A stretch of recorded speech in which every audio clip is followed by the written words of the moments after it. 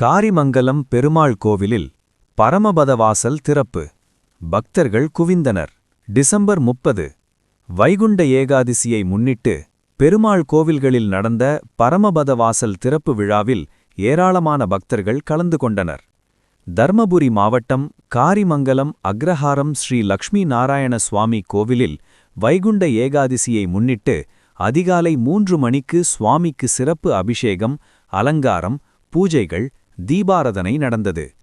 தொடர்ந்து 4:30 மணிக்கு சொர்க்கவாசல் திறப்பு நிகழ்ச்சி நடந்தது. இதில் அலங்கரிக்கப்பட்ட உற்சவர் முன்னே செல்ல ஏராளமான பக்தர்கள் கோவிந்தா கோவிந்தா என உச்சரித்து சொர்க்கவாசல் வழியாக சென்றனர்.